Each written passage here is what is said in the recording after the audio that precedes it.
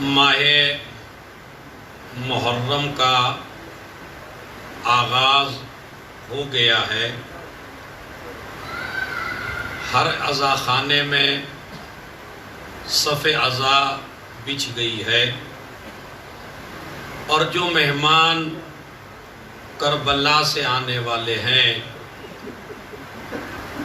اور آسمان سے آنے والے ہیں، اور خصوصاً وہ شہزادی کونین فاطمہ زہرا سلام اللہ علیہا، جس کی رضا کے لیے ہم یہ عزاداری، ماتمداری، سینہ زنی اور مجلس کرتے ہیں،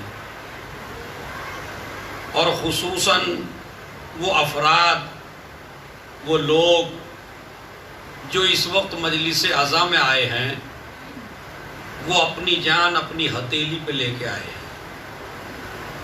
ایسے پرآشوب ماحول میں کہ جہاں انسان کو ایک طرف بیماری کا خطرہ، بیماری کا ڈر، اور دوسری طرف قوانین کی پابندیاں، تو ایسے ماحول میں تمہارا نکل کے آنا واقعاً صرف زہرا کے لیے ہے، اور کوئی شے آپ کو کھینچ کے نہیں لا سکتی۔ یہ صرف محبت زہرا ہے کہ جو آپ کھینچ کھینچ کے چلے آئے ہیں۔ میرے عشرے کا عنوان بہت عظیم ہے۔ ماشاءاللہ جو ابتدا سے مجلسوں میں آئیں گے، انہیں اس عشرے میں بہت بڑی معرفت حاصل ہونے والی ہے، اس لیے کہ عشرے کا موضوع ہے سیرت امام زمانہ اجل اللہ فرجہ الشریف۔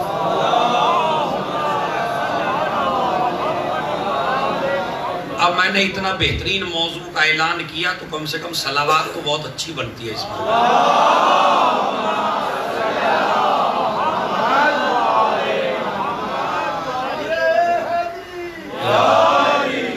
یہ موضوع آپ کے لیے میں نے منتخب کیا ہے، اور پوری دنیا اس موضوع کو دیکھے گی، اور یہ موضوع انشاءاللہ کوشش کی جائے گی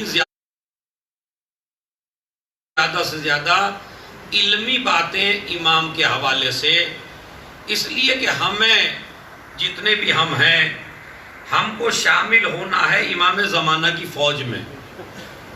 ہمیں سپاہی بننا ہے اپنے امام زمانہ کی، تو سپاہی بننے کے لیے ہمیں ٹریننگ ہونی چاہیے یا نہیں ہونی چاہیے، اور ہمیں یہ معلوم ہونا چاہیے کہ ہمیں کس کا سپاہی بننا ہے، اور سپاہی بننے کے لیے ہمیں کس کی چیز کی ضرورت ہے، کیا کیا چیز ہمیں چاہیے ہے۔ اس لیے کہ ہم اعلان کرتے ہیں کاش ہم حسین کے ساتھ ہوتے، تو ایسا نہیں ہے کہ اس زمانے میں حسین نہیں ہے، یہ زمانہ ایسا ہے اس میں بھی ایک حسین پردہ غیب میں ہے، مگر یاد رکھیے جو آدمی اس حسین کے ساتھ نہیں ہو سکتا، وہ کبھی اس حسین کے ساتھ نہیں ہو سکتا۔ یعنی جو اپنے امام زمانہ کا نہ ہو سکا، جو اپنے بارہویں ہادی کا نہ ہو سکا، جو اپنے بارہویں رہبر کا نہ ہو سکا، وہ پھر کسی کا ہونے والا نہیں ہے۔ اور مجھے اور آپ کو شکریہ ادا کرنا چاہیے انجمن حیدری کا، کہ ماشاءاللہ پچھلے سال بھی ہم نے عشرہ پڑھا تھا، لیکن وہ بہار جو اس سال دیکھنے میں آپ کو مل رہی ہے کہ کتنی کامیاب ہے یہ کمیٹی اور اس کے ارکان۔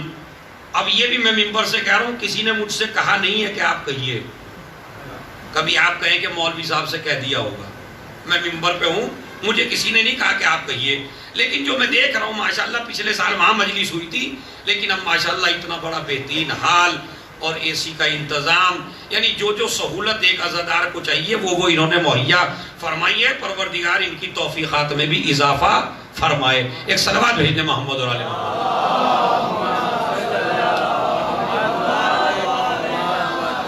اصل موضوع میں نے اعلان کر دیا، ہسٹری آف امام زمانہ۔ یہ جوانوں کے لیے بہت عظیم موضوع ہے، اور اس پہ بڑی غور و فکر کی ضرورت ہے۔ کل سے انشاءاللہ یہ مجلس اسٹارٹ ہوگی اور کل سے یہ موضوع شروع کیا جائے گا۔ آج تو میں آپ کو بتانا چاہتا ہوں کہ آپ جس مجلس میں آئے ہیں، جس فرش پہ آئے ہیں، اس فرش پہ آپ آئے نہیں ہیں، اس فرش پہ آپ لائے گئے ہیں۔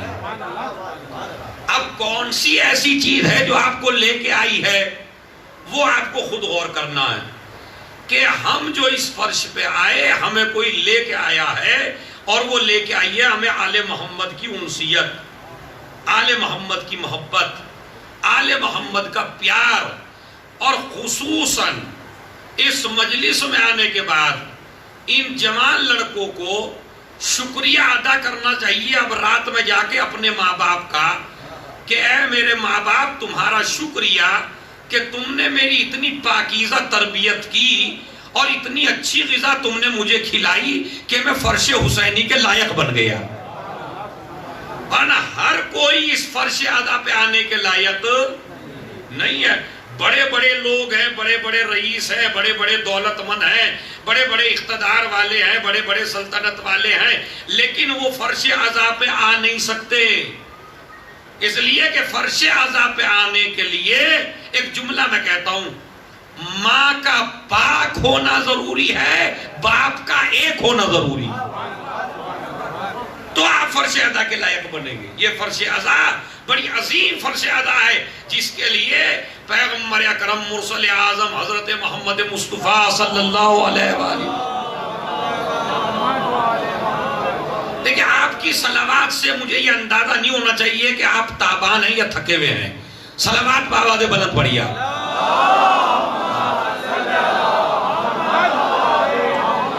تاکہ آج ہی سے پورے عشرے کا ماحول بن جائے۔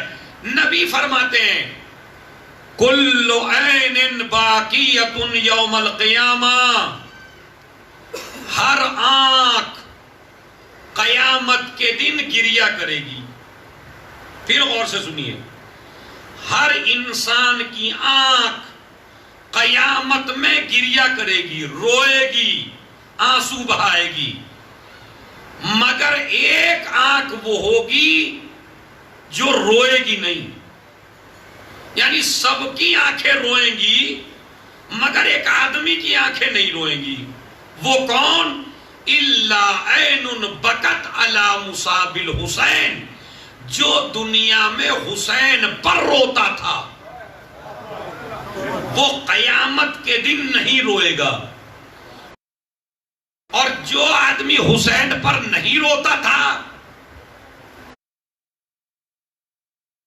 دنیا میں، اسی لیے نبی نے فرمایا نا کل عین باقیۃ یوم القیامہ، ہر آنکھ گریہ کرے گی قیامت کے دن، مگر جس آنکھ سے حسین کی محبت میں آنسو نکلے وہ آنکھ قیامت کے دن گریہ نہیں کرے گی۔ فَإِنَّهَا ضَاحِكَةٌ، یہ مسکرائے گی، یہ ہنسے گی، کیوں؟ مستبشرۃ بنعیم الجنہ، اس لیے کہ بشارت دے دی جائے گی جاؤ جنت ہم نے تمہارے لیے تیار کر دی۔ اب یہ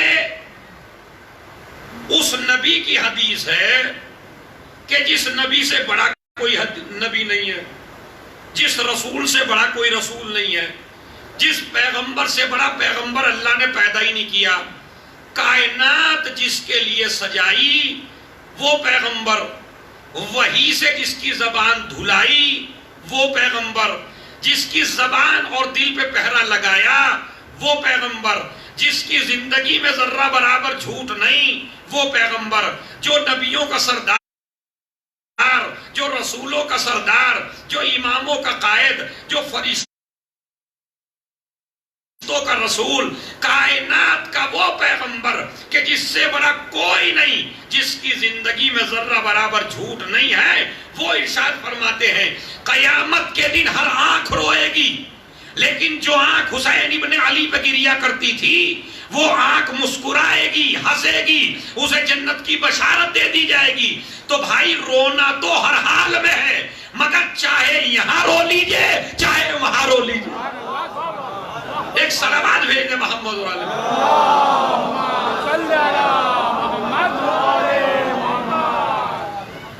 چاہے تو پچھتا کے روئیے اور چاہے اجر و ثواب کے لیے روئیے۔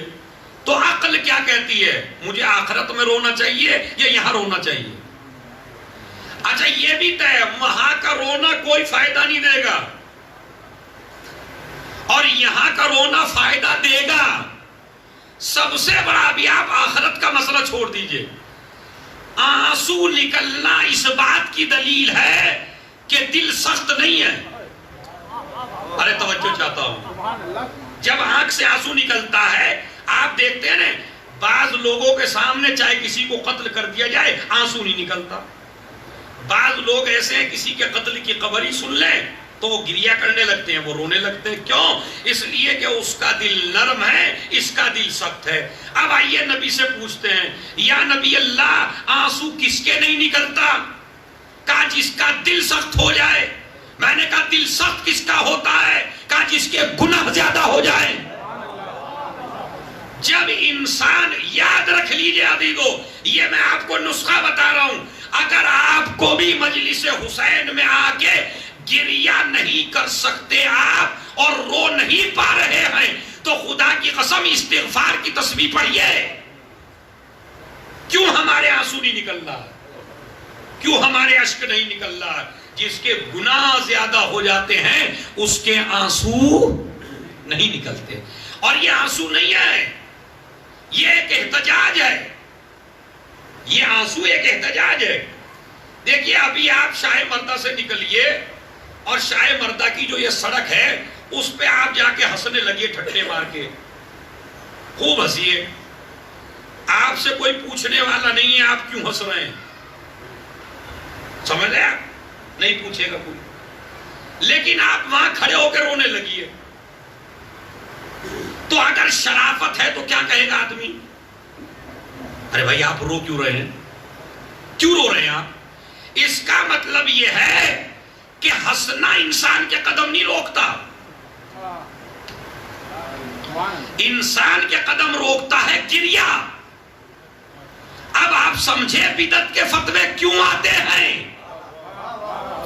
گریہ نہ کیجئے، روئیے نہیں، یہ تو خوشی کا مہینہ ہے، یہ تو شہادت کا مہینہ ہے۔ اس کی مین وجہ یہی ہے کہ اگر یہ ہنسیں گے تو ان سے دوسری قوم نہیں پوچھے گی کربلا میں کیا ہوا تھا، لیکن اگر یہ روئیں گے تو پوچھا جائے گا ہوا کیا تھا۔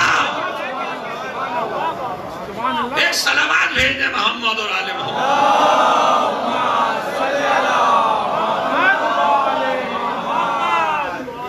تو یہ رونا، اسی لیے میں کہتا ہوں محرم میں جوانوں لہو و لعب چھوڑ دیجئے، محرم میں مسکرانا چھوڑ دیجئے، محرم میں ہنسی مذاق کی باتیں کرنا چھوڑ دیجئے۔ اگر آپس میں بھی گفتگو کریں تو ایسی گفتگو نہ کریں جس سے ایک دوسرے کے چہرے پہ مسکراہٹ آ جائے، بلکہ ہمیں اعلان یہ کرنا ہے کہ یہ قوم غم میں ہے، یہ قوم مصیبت میں ہے۔ تمہارے لباس سے اندازہ ہونا چاہیے تم غم میں ہو، تمہارے چہرے سے اندازہ ہونا چاہیے تم غم میں ہو، تمہاری آنکھوں سے اندازہ ہونا چاہیے کہ آپ غم میں ہیں، کسی خوشی میں نہیں ہے۔ یہ ہمیں پیغام دینا چاہیے اور ہر آدمی کو پیغام دینا چاہیے، ہر جوان کو پیغام دینا چاہیے۔ تو پہلا مسئلہ جو نبی نے فرمایا، ہر آنکھ روئے گی قیامت کے دن، لیکن جو حسین پہ روئے گا وہ قیامت میں نہیں روئے گا۔ دوسری حدیث سنیے، بڑی عجیب و غریب حدیث ہے۔ یہ حدیث ہے تمہارے اور ہمارے 8ویں امام، امام علی رضا علیہ السلام۔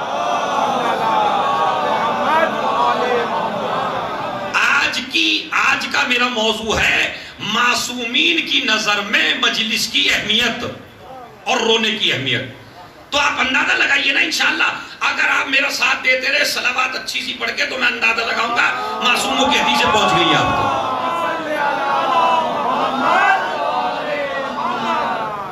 ماشاءاللہ نبی اب 8ویں امام فرماتے ہیں، سنیے کیا فرماتے ہیں، بڑا عجیب و غریب جملہ، فَعَلَى مِثْلِ الْحُسَيْنِ فَلْيَبْكِ الْبَاكُونَ، رونے والوں کو میرے جد حسین پر رونا چاہیے۔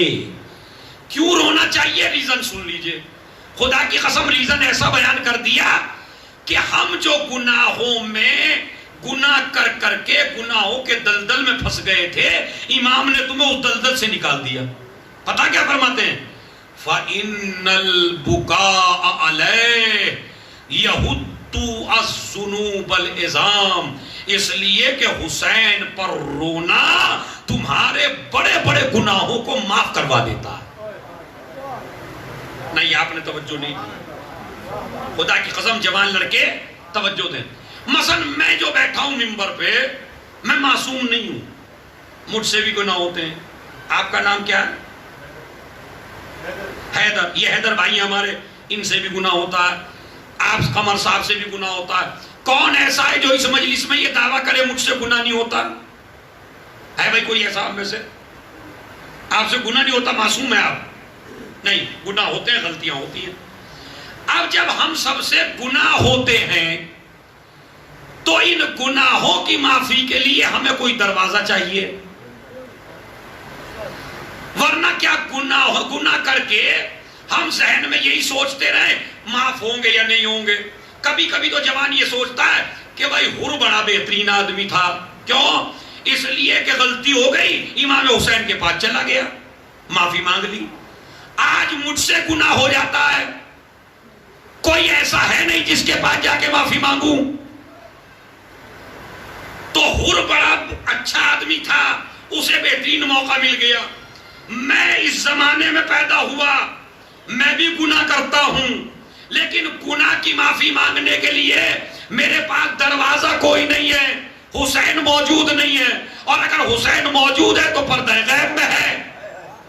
تو بتائیے میں معافی جا کے مانگوں تو کہاں مانگوں؟ امام رضا نے قیامت تک کے لیے تمہاری مشکل کو آسان کر دیا کہ اگر گناہ ہو جائے تو حسین کا دروازہ اب بھی بند نہیں ہوا ہے، مجلس عزا میں آ جانا، اشک بہا لینا۔ ایک صلوات بھیجیں محمد اور آل محمد۔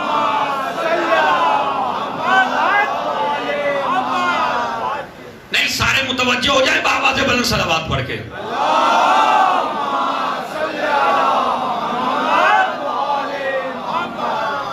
یہ جو مجلس عزا ہے، یہ جو محرم ہے، یہ بہترین موقع ہے جوانوں کے لیے اپنے گناہوں سے پاک ہونے کا، اپنے گناہوں کی معافی کا۔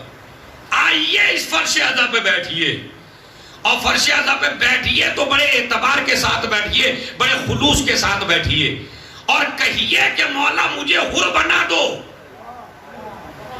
یہ مجلس نہیں ہے، یہ حر بنانے کے لیے ہے۔ دیکھیں، آپ اس مجلس کی اہمیت سمجھیں نہ سمجھیں، مگر بڑی بڑی حکومتیں اس مجلس کی اہمیت بڑی سمجھتی ہیں۔ آپ نے دیکھا جلسے پہ کبھی اٹیک ہوا ہو، کسی اجتماع پہ، کسی احتجاج پہ نہیں ہوتا، لیکن 4 آدمی مجلس کرنے بیٹھ جائیں اس سے حکومتیں پریشان ہونے لگتی ہیں۔ کبھی آپ نے سوچا کیوں؟ اس لیے کہ دنیا جانتی ہے احتجاج کسی اور کی تحریک ہے، جلوس نکالنا کسی اور کی تحریک ہے، اجتماع کسی اور کی تحریک ہے، لیکن یہ مجلس عزا زینب کبریٰ کی تحریک ہے کہ جس نے اپنی زبان سے یزید کی نقاب کو الٹ دیا تھا، اب پوری دنیا میں حسینیت کا پرچار کر دیا تھا۔ تو یہ تحریک، یہ مجلس عزا آپ کو حر بنانے کے لیے ہے، آپ کے گناہوں کی معافی کے لیے ہے۔ کیا فرمایا امام نے؟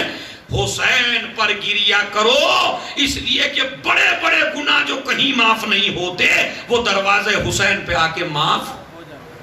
تو ماشاءاللہ یہی چاند رات کی مجلس، اگر اسی میں ڈھنگ سے آپ آنسو بہا لیں تو یہی مجلس آپ کو پاک کرنے کی صلاحیت رکھتی ہے۔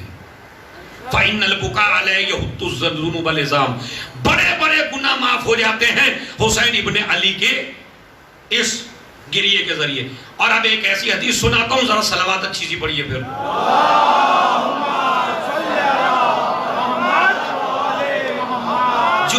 جو آج مجلس میں نہیں آیا وہ گھاٹے میں رہے گا بہت، چونکہ میں سارا اماموں سے بیان کر رہا ہوں۔ امام فرماتے ہیں، چھٹے امام، من ذکرنا عندہ، جس انسان کے سامنے ہمارا حسین ابن علی کا ذکر کیا جائے، ففاضت عینا ہو، اور اس کی آنکھ سے آنسو نکل جائے، حرم اللہ وجہہ علی النار، تو ایسے چہرے کو اللہ جہنم پہ حرام قرار دیتا ہے۔ ارے بھائی توجہ چاہتا ہوں، جس آنکھ سے ہمارا تذکرہ سن کے اگر آنسو بہ جائے تو امام کیا فرماتے ہیں؟ حرم اللہ وجہہ علی النار، اللہ اس کے چہرے کو جہنم پہ حرام قرار دیتا ہے، یعنی اب اسے جہنم کی آگ جلانے والی نہیں ہے۔ کون؟ پہلا گنتے چلیے گا بھائی، پہلا فائدہ کیا ہے ذکر حسین پہ رونے کا؟ ہر آنکھ روئے گی قیامت میں، آپ نہیں روئیں گے، ایک۔ دوسرا فائدہ، تمہارے بڑے بڑے گناہ معاف ہوں گے۔ تیسرا، آپ گناہوں سے کیوں ڈرتے ہیں؟ جہنم میں نہ چلے جائیں۔ جہنم سے ڈرتا ہے ہر آدمی یا نہیں ڈرتا؟ نہیں، مجھے تو نہیں لگتا ڈرتا۔ چاہے آپ گردن ہلا لیجئے، اور گردن ہلانے میں کیا جا رہا ہے؟ ایک صلوات پڑھے محمد علیہ وسلم۔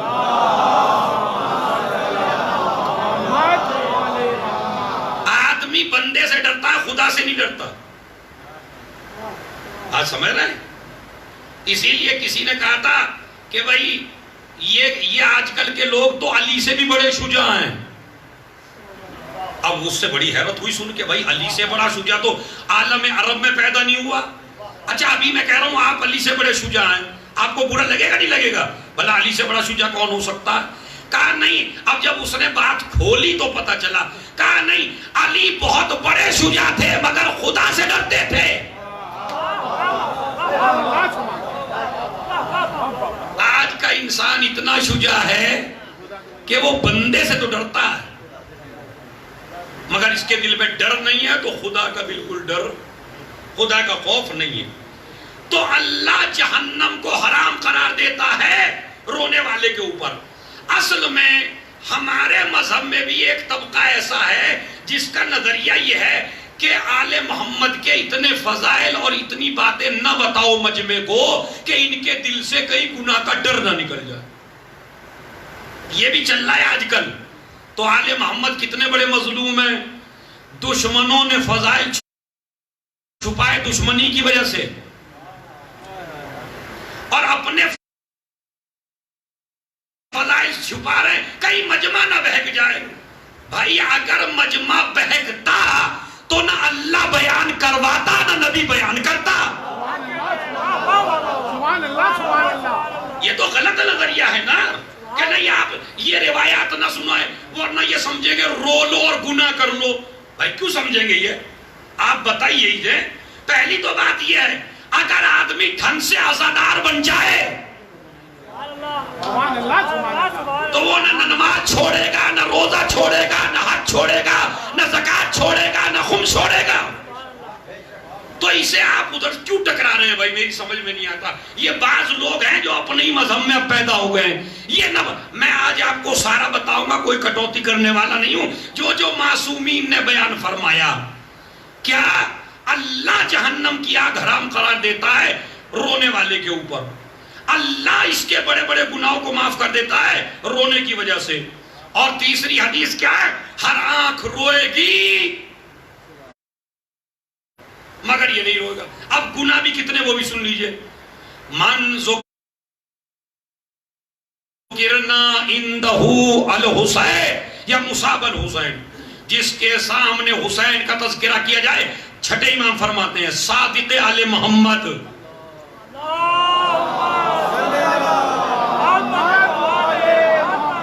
وہ فرما رہے ہیں کہ جس کے سامنے ہمارے جد کا تذکرہ کیا جائے اور اس کی آنکھوں سے آنسو بہہ جائے، غفر اللہ لہ ذنوبہ، اللہ اس کے سارے گناہ معاف کر دیتا ہے، اگرچہ یہ گناہ آسمان کے ستاروں کے مانند کیوں نہ ہو، یا سمندروں کے جھاگ کے برابر کیوں نہ ہو۔ اور کتنا آنسو پتا؟ کتنا آنسو؟ اگر ایک آنسو بھی نکل جائے مچھر کے پر کے برابر تو اللہ اس کے سارے گناہوں کو معاف کر دیتا ہے۔ آپ یہ کہیں اتنے ہدیے آپ کو کیوں مل رہے ہیں بھائی؟ یا مثلا جو زیارت حسین کے لیے چلا جائے اس کے لیے نبی نے فرمایا 90 حج کا ثواب ہے. ایک حج میں کتنا ٹائم لگتا ہے؟ 90 حج جو رسول کے ساتھ کیے ہو اور قبول ہو گئے ہوں. ہمارے جو اللہ، اب یہ میں نے 6-7 آپ پھر سنیے، بڑا غور کا مسئلہ ہے، ذرا ایک صلوات پڑھیے تو میں آپ کے دل میں بات اتار دوں گا انشاءاللہ.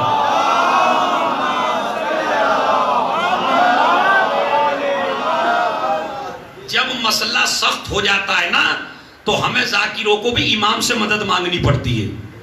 مولا بڑا سخت مسئلہ ہے یہ. پھر اور غور سے سن لیجئے، ماشاءاللہ ہر آنکھ روئے گی، قیامت میں عزادار نہیں روئے گا. ایک، بڑے بڑے گناہ معاف ہو جاتے ہیں رونے کی وجہ سے. 2، جہنم حرام ہو جاتا ہے. 3، چوتھی حدیث، اگر کسی کے سامنے ہمارا تذکرہ کیا جائے اور اس کی آنکھوں سے مچھر کے پر کے برابر بھی نکل جائے فَأَجْرُهُ عَلَى اللَّهِ، اس کا اجر اللہ پہ واجب ہے، اور اللہ سب سے کم اجر یہ دیتا ہے کہ جنت کو واجب کر دیتا ہے، جہنم کو حرام کر دیتا ہے اور جنت کو، بولیے بھائی.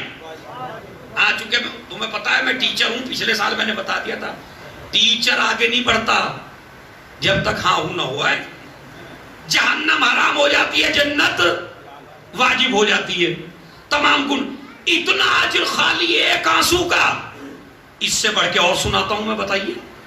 5ویں امام فرماتے ہیں لو انا قطرتن من ھذا الدم، اگر آنسو کا ایک قطرہ وقعت علی الجہنم، پورے جہنم پر ڈال دیا جائے، لَأَطْفَاتْ حَرَّهَا، تو اس آنسو میں اتنی طاقت ہے کہ یہ جہنم کی پوری آگ کو ٹھنڈا کر سکتا. بھائی کتنی بڑی بڑی حدیثیں میں نے آپ کو سنائی. 5 حدیثیں میں نے، اب زیادہ نہیں سناتا، 5 حدیثیں میں نے آپ کو سنائی. لیکن سوال یہ پیدا ہوتا ہے اتنا اجر مل کیوں رہا ہے اس آدمی کو؟ ایک آدمی نمازیں پڑھ رہا ہے، روزے رکھ رہا ہے، حج کر رہا ہے، زکوٰۃ دے رہا، ایک آدمی خالی مجلس میں آ کے رو رہا ہے. تو پہلی تو بات یہ ہے، یہ رونا اسی سے مطالبہ کیا جا رہا ہے جو نمازی بھی ہو. اس لیے کہ ساری حدیثیں اس وقت امام نے بیان فرمائی جب روزہ بتا دیا گیا، حج بتا دیا گیا، نماز بتا دی گئی، زکوٰۃ بتا دیا گیا، خمس بتا دیا گیا. ساری چیزیں کر کے اگر مجلس میں رو لے، اب تو غلط، اب تو نہیں بہکیں گے آپ، اب تو میں نسخہ بتا دیا. تو یہ کام نماز روزہ سب کا پابند ہو کے ایک آنسو میں اتنی طاقت ہے جہنم کو ٹھنڈا کر دے. ہمارے ایک بہت بڑے عالم دین ہے علامہ ہلی، انہیں شک نہیں ہوا روایت پر. انہوں نے کہا کہ اگر مجمع میں بیان کروں تو ہو سکتا ہے کوئی آدمی بہک جائے اور کوئی سوال کر لے کہ بھائی ایک آنسو پہ اتنا اجر مل رہا ہے. تو انہوں نے ایک روایت اور پڑھ لی کہ اگر کوئی آدمی مسجد میں جا کے، مسجد سہلہ میں یا روضہ امام حسین میں جا کے یہ دعا پڑھ لے، مثلا دعا عہد پڑھ لے یا کوئی اور دعا، تو اس کی 40ویں دن امام زمانہ سے ملاقات ہو جائے گی. اب انہوں نے کہا بھائی ایک حدیث تو سمجھ میں آئی نہیں رہی تھی پہلے، اب یہ دوسری اور آ گئی. 40 دن تک وہ عمل کرتے رہے، وہ دعا پڑھتے رہے، ملاقات نہیں ہوئی امام سے. 40ویں دن عمل کر کے آ رہے تھے علامہ ہلی. راستے میں گھوڑا سوار ملا، اس نے کہا کہاں جا رہے ہو؟ کہا گھر جا رہا ہوں.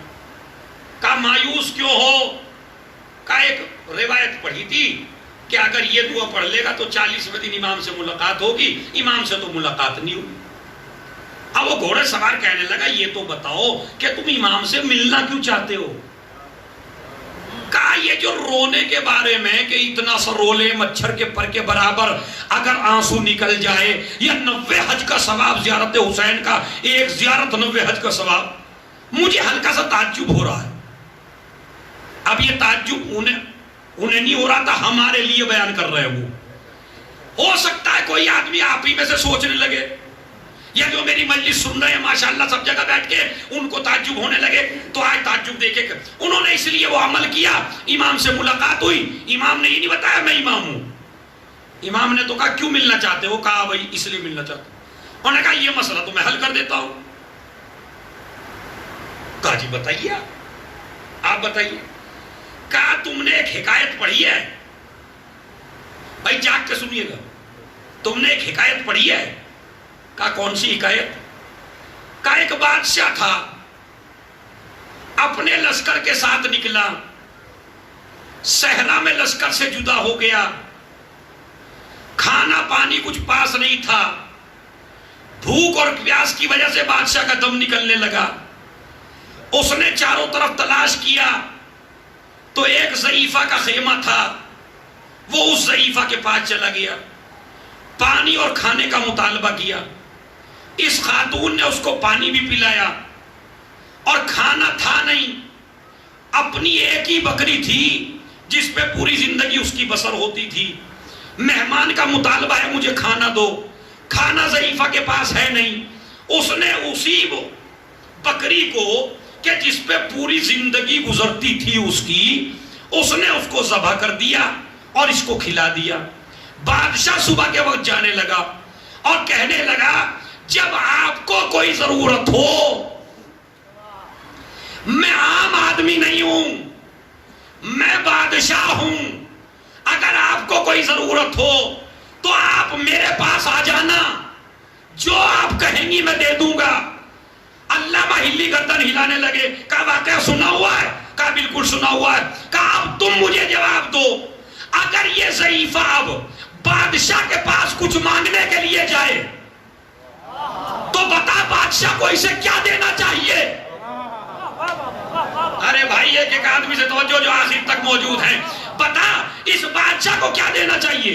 ایک بکری کے مقابلے میں 10 بکری، 15 بکری، 100 بکری، 1000 بکریاں؟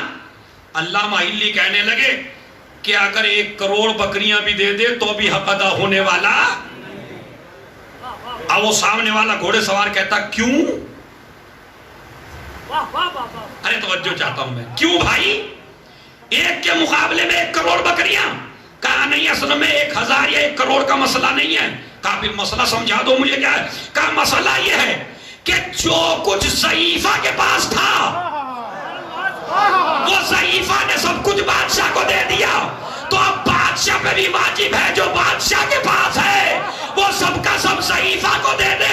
ایک مرتبہ امام یہ کہہ کے غائب ہو گئے، بڑھیا کے واقعے میں تجھے کوئی تعجب نہیں ہوتا، اب یہ بتا میرے جد نے اپنے پاس رکھا کیا تھا؟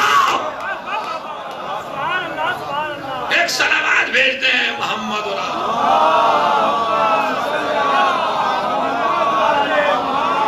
شاید اپنے میں بتا میرے جد کے اولاد اللہ کی راہ میں، بہنیں اللہ کی راہ میں، چادریں اللہ کی راہ میں، بتا حسین کے پاس کیا تھا جو اللہ کو نہ دیا؟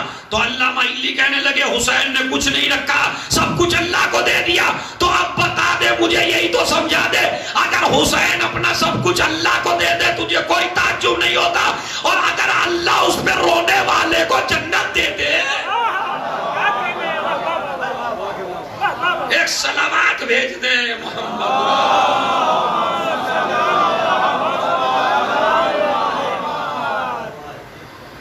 یہ ہے اجر، اس لیے کہ بھئی عدالت یہی ہے کہ حسین نے اپنے پاس کچھ نہیں رکھا تو اللہ نے بھی آپ کو ایسے امتیازات دیے۔ لیکن پھر میں وہی کہنا چاہتا ہوں، اگر آنسو بہا رہے ہو تو نماز کی پابندی کے ساتھ، روزے کی پابندی کے ساتھ، دین کی پابندی کے ساتھ، حق بات کہہ کے ظلم نہ کر کے، اور اگر حق کو حق نہ کہہ سکو تو پھر آنسو کا کوئی فائدہ نہیں ہے۔ کربلا کا پھر کیا فائدہ؟ کربلا کی جنگ آج بھی جا رہی ہے۔ اگر 2 آدمیوں کی لڑائی ہو رہی ہے، ایک حق پہ ہے ایک باطل پہ ہے، تو تمہارا فریضہ ہے حق کو حق کہو، غلط کو غلط کہو، صحیح کو صحیح کہو۔ یہی پیغام کربلا ہے جو آپ کو دیا جا رہا ہے۔ بس عزیزو، یہ چند حدیثیں تھیں، انشاءاللہ موضوع کل سے آگے بڑھے گا اور کل گفتگو ہوگی. محرم کا چاند نظر آ چکا ہے، گھر گھر میں صف اعزابی چھڑی. ایک نوحہ ہے جسے آپ مستقل سنتے ہیں پڑھتے ہیں، اے چاند محرم کے تو بدلی میں چلا جا. اتنے فضائل میں نے رونے کے بتائے، رونے میں شرم محسوس نہیں کرنا. یہ چاند آپ دیکھتے ہیں تو آپ کی آنکھوں میں آنسو آ جاتے ہیں، روتے ہیں، آپ گریا کرتے ہیں، یاد آ جاتے ہیں نا کربلا والے. ہم جیتے ہی کربلا کے لیے ہیں، ہماری زندگی کا مقصد ہی محرم ہے. ہم ہر چیز کے بغیر رہ سکتے ہیں مگر محرم کے بغیر نہیں رہ سکتے ہیں. لیکن مجھے آپ انصاف سے بتائیے، آپ نے چاند دیکھا تو آپ کا دل ٹوٹ گیا، لیکن جب یہ چاند زینب نے مدینے میں دیکھا ہوگا، جب یہی چاند سکینہ نے نہیں سغرا نے دیکھا ہوگا، جب یہی چاند لیلا نے دیکھا ہوگا، جب یہ چاند فروا نے دیکھا ہوگا، تو گود کے پالے یاد آئے ہوں گے یا نہیں آئے ہوں گے؟ کسی کو اکبر یاد آیا، کسی کو اصغر یاد آیا، کسی کو کربلا یاد آئی، کسی کو اپنا بھائی یاد آیا. بچھڑے ہوئے سارے لوگ یاد آنے لگتے ہیں نا. مدینے والے کہتے ہیں کہ ہم کبھی بھی محرم کا چاند دیکھتے نہیں تھے. بڑا سخت لفظ ہے، مجھے نہیں پتا آپ کتنا روئیں گے. مدینے والے کہتے ہیں ہم کبھی بھی محرم کا چاند نہیں دیکھتے تھے. ان سے پوچھا گیا کیوں؟ آپ کو پتہ کیسے چلتا تھا کہ چاند رات ہو گئی؟ کہا جب اہل بیت کے گھر سے رونے کی آواز، جب اماموں کے گھر سے آوازیں گریہ بلند ہو جاتی تھی تو ہم سمجھتے تھے محرم آ گئے. اور امام علی رضا فرماتے ہیں میرے بابا موسی کاظم جب محرم کا چاند دیکھتے تھے تو مسکراتے نہیں تھے، بستر چھوڑ دیتے تھے، دہاڑے مار مار کے روتے تھے. ہمارا ہر امام، وقت ایسا نہیں تھا کہ مجلس کہیں کھلے اس میں ہو سکے. اماموں کے زمانے میں تو اپنے گھر میں مجلس کرتے تھے. مولا چھٹے امام کے گھر میں مجلس ہو رہی تھی، منصور دوانقی نے ظالموں کو حکم دیا، جب مجلس ہو رہی تھی تو لوگوں نے آ کے اس گھر میں آگ لگا دی. آپ دیکھ رہے ہیں آپ کتنے خوش نصیب ہیں کہ جب مجلس کر رہے ہیں کوئی پریشان کرنے والا نہیں. لیکن جب امام کے گھر میں مجلس ہوتی تھی چھٹے امام کے، تو منصور دوانقی کے آدمی آئے اور آنے کے بعد گھر میں آگ لگا دی. امام نے آگ کو بجھا دیا. دوسرے دن دروازے پہ گردن جھکا کے بیٹھ گئے. ایک شخص آیا، امام نے امام کو مایوس دیکھا، کہنے لگا مولا آپ کل کے واقعے پر اب تک صدمہ کر رہے ہیں، اب تک رو رہے ہیں؟ تو میرا مولا پتہ کیا کہتا ہے؟ میں اس لیے نہیں رو رہا ہوں میرے گھر میں آگ لگی. کہا پھر مولا کس لیے رو رہے ہیں؟ کہا میں تو اس لیے رو رہا ہوں کہ جب میرے گھر میں آگ لگی تو مجلس میں ایک آدمی اٹھا ادھر کو بھاگا، ایک آدمی اٹھا ادھر کو بھاگا، میری بیوی اور میری ماں ادھر کو گئی، بچیاں ادھر کو گئیں. میں اس لیے نہیں رو رہا ہوں، میں تو آگ بجھانے والا موجود تھا، میں نے آگ بجھا دی. لیکن جب میرے گھر میں آگ لگ رہی تھی مجھے میری شام غریبہ کا واقعہ یاد آ گیا کہ آگ بجھانے والا کوئی نہیں، میری جدہ زینب کبریٰ تازیہ نے کھاتی ہوئے، تازیہ نے کھا رہی ہے اور تازیہ نے کھا کھا کے بچوں کو سنبھال رہی ہے. لو عزیزو، یہ مجلس تو ہوئی ہمارے چھٹے امام کے گھر میں، 8ویں امام کے گھر میں بھی ایک مجلس ہوئی. بس وہ مجلس سن لیجئے، آپ کی زحمت تمام ہے. وہ مجلس کیا ہے؟ محرم کا چاند نمودار ہو گیا ہے اور 8ویں امام کی خدمت میں دیبل پہنچ گیا ہے. دیبل بہت بڑا مرثیہ خان ہے. ایک مرتبہ مولا رضا نے کہا دیبل کیا تم نے میرے جد کی شان میں مرثیہ کہا؟ کہا ہاں مولا مرثیہ کہا ہے. کہا تو رک جاؤ. مولا نے فرش عزا بچھایا, مجمع کو بلایا, خواتین کے لیے پردے کا انتظام کیا, خود نیچے بیٹھے, دیبل کو اوپر بٹھایا, دیبل پڑھو مرثیہ. جیسے ہی دیبل نے مرثیہ پڑھا امام کو غش آ گیا. اتنا روئے, مجھے نہیں پتا آپ کتنا روئیں گے. امام کو غش آ گیا. 3 شعر ایسے تھے جس پہ امام کو غش آ گیا. کہ میں ہر سال پڑھتا ہوں چاند رات میں یہ مسائل, جہاں جہاں بھی مجلس پڑھتا ہوں یہی مسائل پڑھتا ہوں. امام کو غش آ گیا. پہلا شعر پتا ہے کیا کہا دیبل نے؟ افاطمو یبنت الخیر خومی وندبی نجوم و سماوات پہ ارزن فلات. اے فاطمہ, اے فاطمہ, جنت سے کربلا میں آئیے, آپ دیکھیے ارے زمین پر آسمان کے ستارے بکھرے پڑے ہیں. کہیں اکبر کا لاشا, کہیں اونو محمد کے لاشے, کہیں علی اصغر کا بچہ علی اصغر, کہیں حسین کا لاشا, چاروں طرف لاشیں بکھرے پڑے ہوئے ہیں. فاطمہ آؤ ان لاشوں کو پرسا دے دو, فاطمہ آؤ ان لاشوں پہ گریہ کر لو, فاطمہ آؤ اپنی زینب کو تسلی دے دو. ایک شعر تو یہ پڑھا, اور دوسرا شعر میں بھی دیکھتا ہوں کہ قیامت تک آپ کا آنسو رکتا ہے یا نہیں. پتا کیا کہا دیبل نے؟ بنات زیاد فی القصور مسونۃ و بنات آل رسول اللہ فی الفلوات. یزید اور ابن زیاد کی بیٹیاں محلوں میں آرام کر رہی ہیں, مگر رسول کی نواسیاں, فاطمہ کی بیٹیاں, شرابیوں کا مجمع منادی ندا دے رہا. یہ زینب ہے, اس کا تماشا دیکھو. یہ ام کلثوم ہے, اس کا تماشا دیکھو. شرابیوں کے مجمع میں علی کی بیٹی بے مقنع و چادر ہے. اس کے بعد دیبل کہتا ہے آل محمد اتنے غریب ہیں کہ ان کی قبر بھی ایک جگہ نہیں ہے. کوئی بقیع میں سو رہا ہے, کوئی نجف میں سو رہا ہے, کوئی کربلا میں سو رہا ہے, کوئی کاظمین میں سو رہا ہے. آپ بھی مرثیہ پڑھتے ہیں, گھر کہیں, کنبہ کہیں, قبریں کہیں, اتنے آل محمد ہیں. بھائی ایک مرتبہ امام رضا اٹھے, اٹھنے کے بعد کہا ایک شعر میرا بھی بڑھا دے. کہا کیا؟ قبر بتوسن یا لہا من مصیبت, ایک غریب کی قبر توس میں بھی بنے گی. دیبل رک گیا, مولا کس کی قبر بنے گی؟ کہا تیرے اس غریب امام کو مار دیا جائے گا, میری قبر بھی توس میں بنے گی. جیسے یہ جملہ کہا دیبل نے, عورتوں کی طرف سے ایک عورت آئی, آ کے کہتی ہے دیبل مرثیے کو روک دے, معصومہ قم کو غش آ گیا.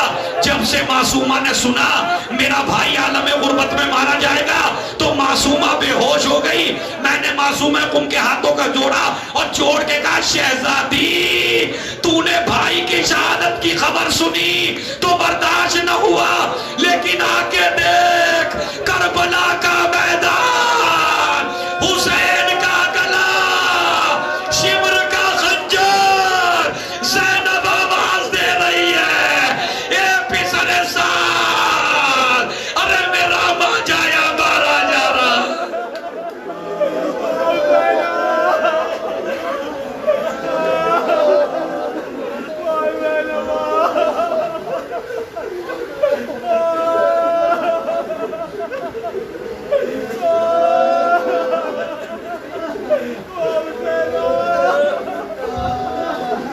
سَيَعْلَمُ الَّذِينَ ظَلَمُوا أَيَّ مُنْقَلَبٍ يَنْقَلِبُونَ. اللهم اغفر للمؤمنين والمؤمنات والمسلمين والمسلمات الأحياء منهم والأموات